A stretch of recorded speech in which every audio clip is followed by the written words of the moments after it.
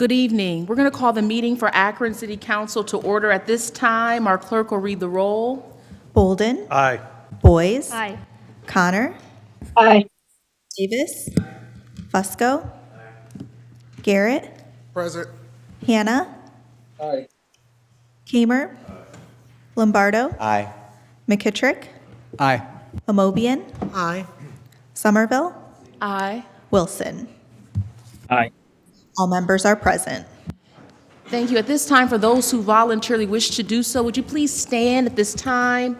I'm going to ask if Councilwoman Amobian will lead us in the Pledge of Allegiance. Pledge allegiance to the flag of the United States of America and to the republic for which it stands, one nation, under God, indivisible, with liberty and justice for all.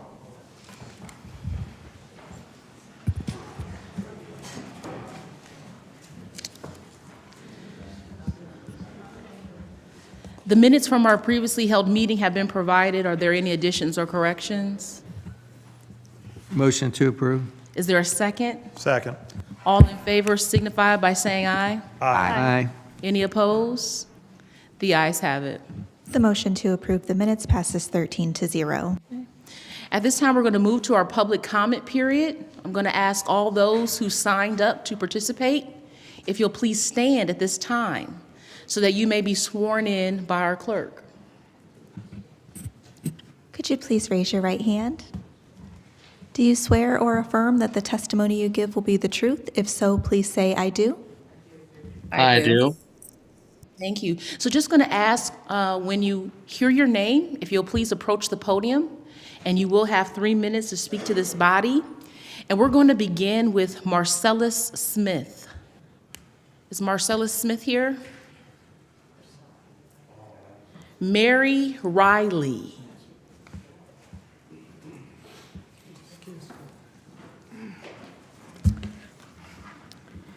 Good evening, City Council members. My name is Mary Margaret Riley. I live on Independence Avenue in Akron, Ohio. I've come to talk and bring to your attention a matter in which I received an ARPA grant in the amount of $25,000, for which I'm very grateful. But there's misappropriation and fraud to the tune of $7,000 to $10,000. I will give you at least 3 examples of the misappropriation of federal ARPA grant money, and there are 7 or 8 more.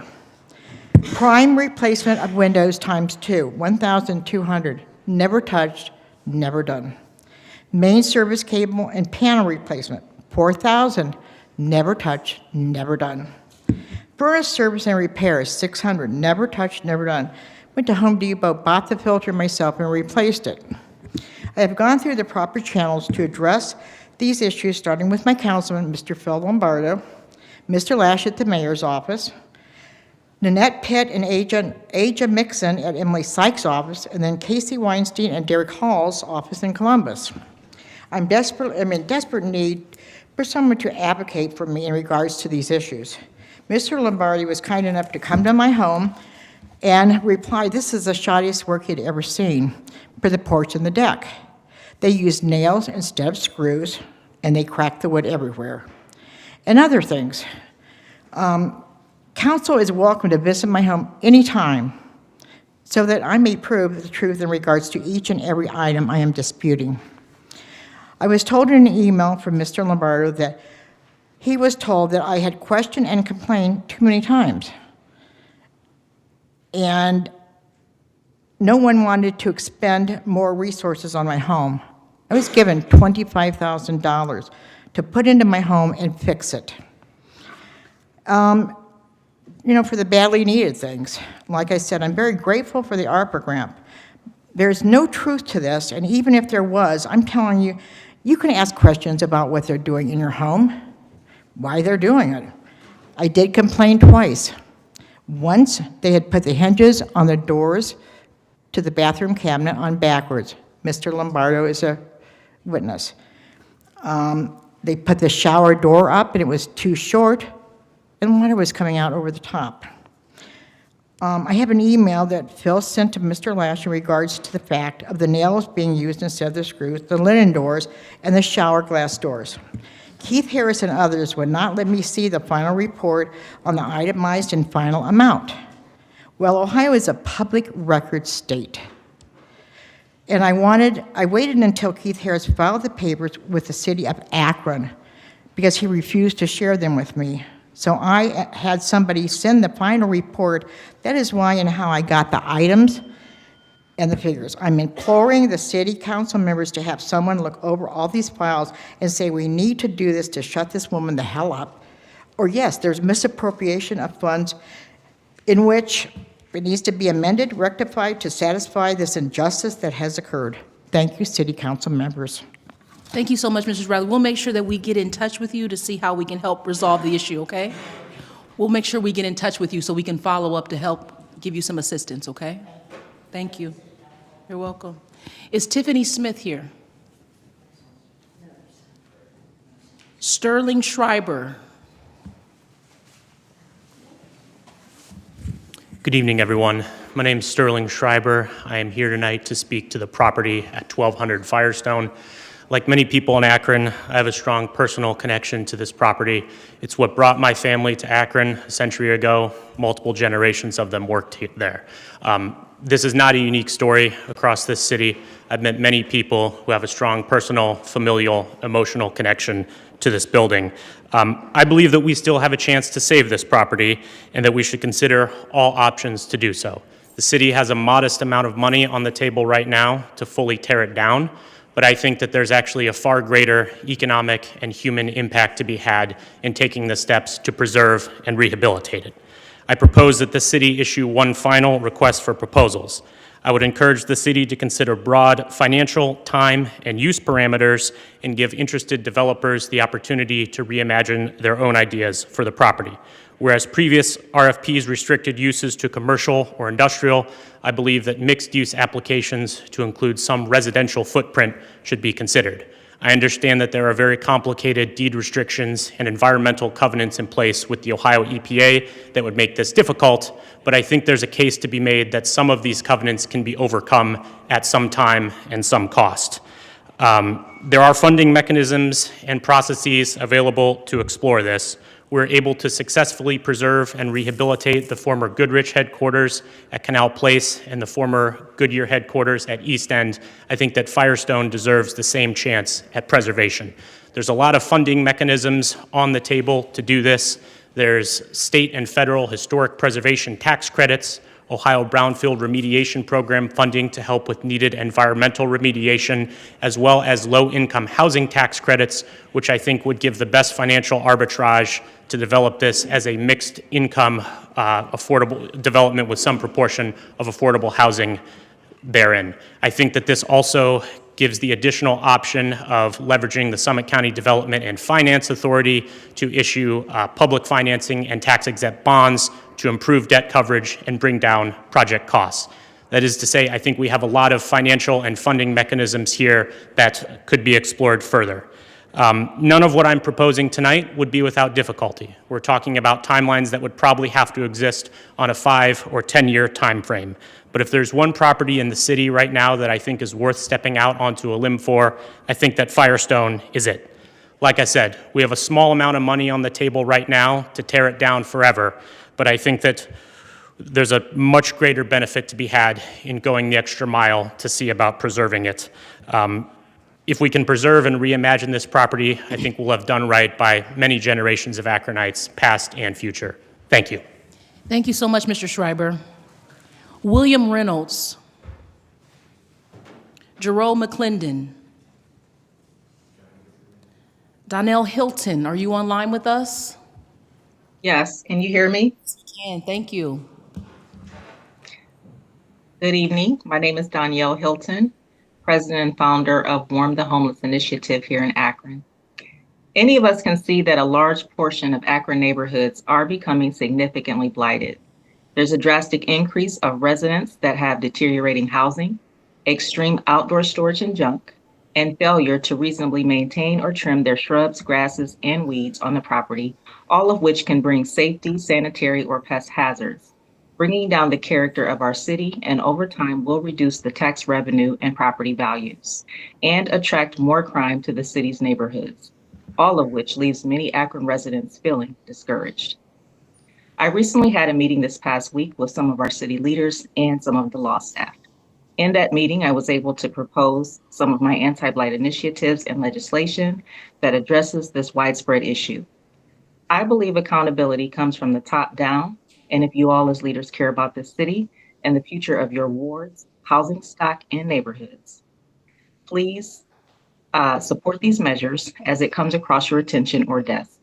Many residents are also praying that you all fight to establish better living standards for Akron neighborhoods and to hold neglectful owners more accountable. I'll just name a few of those initiatives, and next time I'll talk more about the proposed legislation. Number one, I just want to also attest to the fact that the ARPA funds program definitely has a lot of challenges. So the first one that I am proposing is for the city leaders to find ways to offer zero interest home exterior repair loans with favorable conditions. Some of that being given 25% of the remaining balance to be forgiven. Other Ohio cities have done this, for example, in Cleveland, Columbus, and Cincinnati. Also, the next thing I'm proposing is a lawn and landscape program that assists our most vulnerable residents over the age of 70 or disabled members who can't otherwise maintain their landscapes and properties. Again, other cities such as Cleveland, Macedonia, Parma, and other cities are offering this by paying 1 to 2 outside contractors to assist these homeowners. I also propose the City Council support a zip code targeted, proactive code enforcement measure that will go around and identify unkempt properties that need inspections. Also, based on Councilwoman Omobian's suggestion that penalty policies be revisited. Lastly, just want to thank Councilpersons Boyce, Davis, and Fusco in caring about this issue per our dialogue last fall. I, Ms. Hilton, and others will be most grateful to the mayor, the director of neighborhoods, and our council to take suggestions from residents. And please make these changes for the betterment of Akron. Thank you. Thank you so much, Mrs. Hilton. Janos, are you online with us?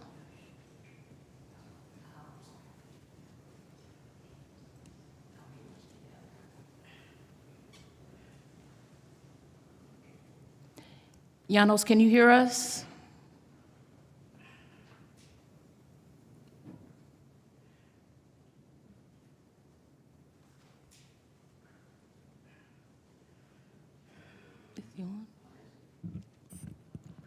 Janos, I can see that you're here. Can you hear us?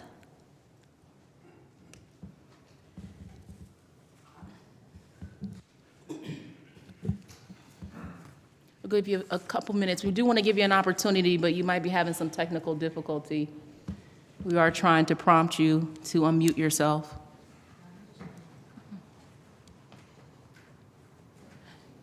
Janos, we will allow you to sign up on next Monday to participate during public comment period. At this time, this concludes our public comment period. We want to thank all those who took the time to come down and participate. Council, before you is the consent agenda. Is there a motion to approve? So moved. Is there a second? Second. All in favor signify by saying aye. Aye. Any opposed? The ayes have it. The consent agenda passes 13-0. We'll now move to old business, planning and economic development. Councilman Fusco. I'm on the agenda. Thank you. Time will be granted.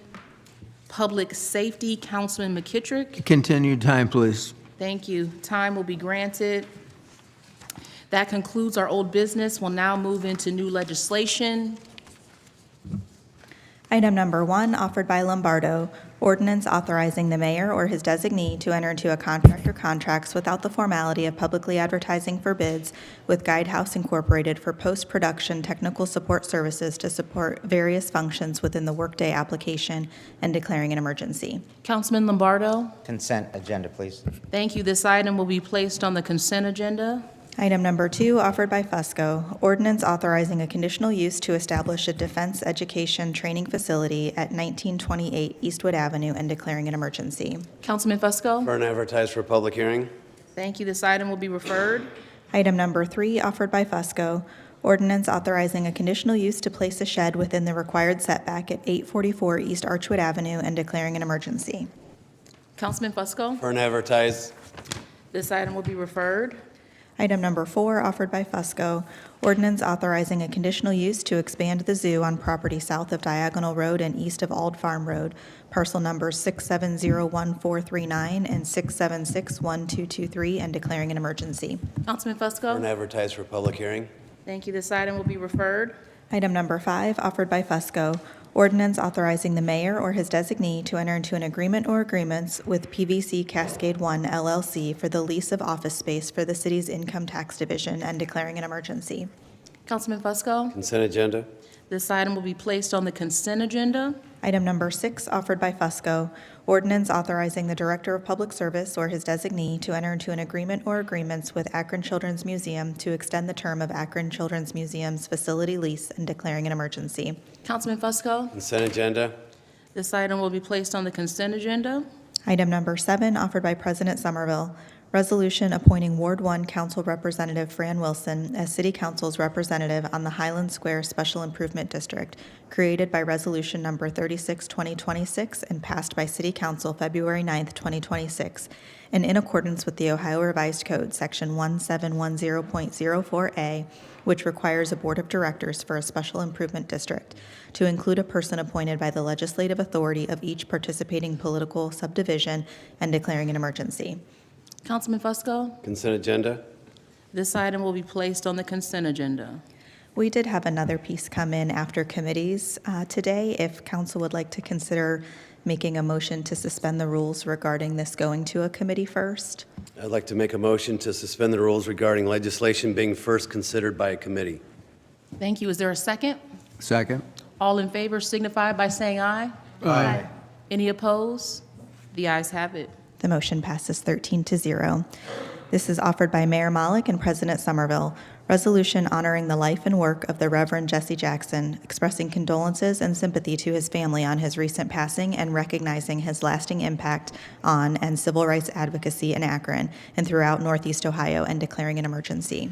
Thank you so much. I'm going to ask if Esther Thomas will be so kind to speak on this for us. Thank you, Madam President, members of council. It is with great pleasure that the mayor, in conjunction with President Somerville, offers this resolution to honor the legacy of the Reverend Jesse Jackson. His advocacy for civil rights, equal rights, and rights resounds through this nation, this community. His advocacy and his legacy has impacted multitudes of people, including this community. We respectfully ask that this resolution be passed to honor this great civil rights champion and humanitarian. Thank you. Thank you so much, Ms. Thomas. Are there any additional comments? Councilwoman Amobian? I don't know about all council, but I certainly would like for us to do this as mayor and council as a whole, if council members are comfortable with that. I didn't meet him personally, but I was definitely in the auditorium, the gym, when he came to Akron, when he was running for president. And I just have nothing but positive things to say about the essence of his life and the work that he has done for years and years and years around civil rights, around making the country a better and fairer place to live and work. And just a great champion. And he was human, so he has his flaws as well, but I'd like to recognize and remember him for all the great work he did for civil rights and human rights. Thank you so much. Thank you. Councilman Garrett? Thank you, Madam President. You know, I rise today to thank Ms. Esther Thomas for bringing that forward today. While it's easy to dream, Madam President, it's hard to achieve that you have never seen.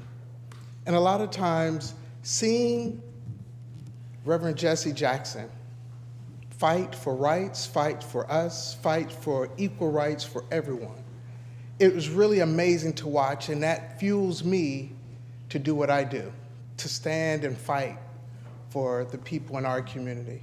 And so I stand today on his shoulders. I stand today fighting for continuing the fight, continuing the push. What do we want? We want justice and police reform, and when do we want it? We want it now. And that's what Jesse Jackson would want me to do today, and I'm going to continue to fight. Thank you, Madam President. Thank you, Councilman Garrett. Are there any additional comments at this time? Councilwoman Mobian, do you want to formally make that motion? I'd like to move that we pass this as mayor and council as a whole, providing council members agree. Thank you. Is there a second? Second. All in favor signify by saying aye. Aye. Any opposed? The ayes have it. This resolution passes 13-0. That concludes our new legislation for this evening. We'll now move into our committee assignments. Rules, Councilman McKittrick. 2 p.m., Public Safety, Councilman McKittrick. 2:15. Budget and Finance, Councilman Lombardo. 3 p.m. Parks and Recreation, Councilwoman Connor. 1:30. Planning and Economic Development, Councilman Fusco. Housing and Neighborhood Assistance, Councilman Bolden. 2:30. Public Service, Councilman Kamer. 2 p.m. Health and Social Services, Councilwoman Davis. 2:30. Is there anything else coming before council at this time? Councilman McKittrick? Thank you, Madam President. Our service department has really had some bad several months here. We had folks starting back around Thanksgiving that were working overtime on holidays, and it went right on through until we had that major snow issue. I just want to extend my thanks to the service department. Many people, especially some of the ones that went above and beyond, and we actually had extended when we had some people that had frozen lines once it started to thaw out, and these people without being with their families during some of the holidays, and they're out. It just shows the dedication of our employees. Just want to mention our Deputy Service Director, Jeff Bernowski. He was out and about. I mean, he's calling me at different locations, what he's trying to take care of. Same with Chris Luddle, but it goes down to the staffing as well. And you'll always see Mr. Luddle will always, and so does Mr. Bernowski. It's the staff that's out there doing the work, but they're orchestrating it. But just wanted to extend my thanks, and I did hear it at my last ward meeting. There were some people that were just greatly thankful for all the work they did through all the big snow and the freeze. So thank you. Thank you, Councilman McKittrick. Councilwoman Boyce? Thank you, Madam President. I just wanted to thank Danielle Hilton for bringing her legislation regarding housing and nuisance issues to my attention and to others. We had a great meeting last week with Mayor Mallett, Dwayne Greger, Ufrancy Lash, and folks from the law department, including John York. And I think it's very relevant that housing isn't always just about affordability. While that's important, we also need to ensure that our housing and our housing stock contributes well to the city and to neighbors and neighborhoods, and that's important to me. And she brought up several things, like a potential clutter ordinance. I understand some of those things are worked into our legislation already, but I look forward to working with her on figuring out how maybe we could strengthen that.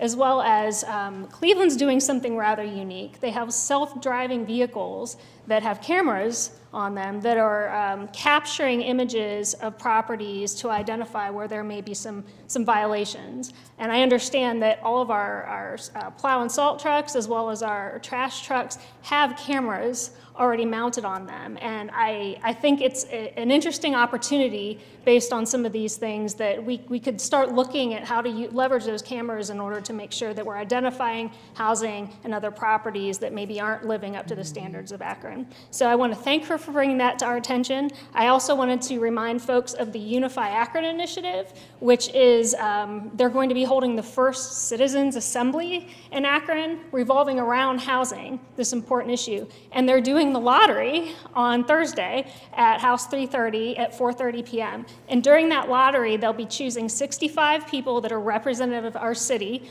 all 10 wards. and our socioeconomic demographics as well. And they'll be selecting those people to serve, and I believe it's a 4 to 6 month active service. Well, they'll be meeting monthly. They will be discussing housing issues in the city and be coming up with solutions that will then come to us someday and to the mayor's office, perhaps in the form of legislation, but perhaps in ways that we can make our city services work better and more efficiently for the citizens of Akron. So I'm super excited about that. It's supposed to be a hoot. I mean, people literally see balls drop and names chosen. So even if you haven't entered that lottery, it would be a really cool situation if we all came down and rooted for those folks and cheered them on. So thank you. Appreciate the opportunity. Thank you so much, Councilwoman, for sharing. Councilperson Wilson, did I see your hand? Yes, thank you, Madam President. I just wanted to flag, and I would do so in person if I was there. I just, the public comment about the ARPA funds was concerning, and I don't know enough of the background, but I just wanted to flag that I'd be interested in learning more information about that at some point. Thank you. Thank you so much. So we'll make sure that you get looped in on that as well, okay? Is there anything else coming before council? Councilwoman Amobian? I just have a question. I don't know if anybody can give us an update on what's happening over at Spring Hill. I know the mayor met and they gave them some deadlines to meet some obligations. Does anybody know if they followed through with those? I can give an update to what I know. And I want to take an opportunity to really just thank Mr. Lash and Dwayne Greger and his whole team who have really been on top of it. They have inspected a number of units, and I think we've got about 60 units that need still yet to be inspected. I know the administration has met with the owners on numerous occasions. We have another meeting, I do believe, scheduled on next week. Okay. They are willing to do what they need to do, and as a city, we're being very firm in terms of holding them accountable, of addressing the concerns there in the building. And I know I think next week too, with the administration, we are going to have a follow-up meeting with the residents of Spring Hill just to kind of touch base. But we're already seeing an improvement. I know I attended their tenant council meeting on Saturday. Okay. So they've been having people come in and treat for the cockroaches, and so we've been getting positive remarks that they have not seen the amount of bugs they've seen. So again, we're seeing progress. So the mill has been restarted? Yes, the mill's been restarted. Exterminator been over there? Okay. Yes, yep, so we'll keep you posted. Anything else coming before council at this time? We have a motion on the floor. If there are no objections, meeting adjourned. This concludes the live broadcast of Akron City Council. Margot Somerville, President of Council, presiding.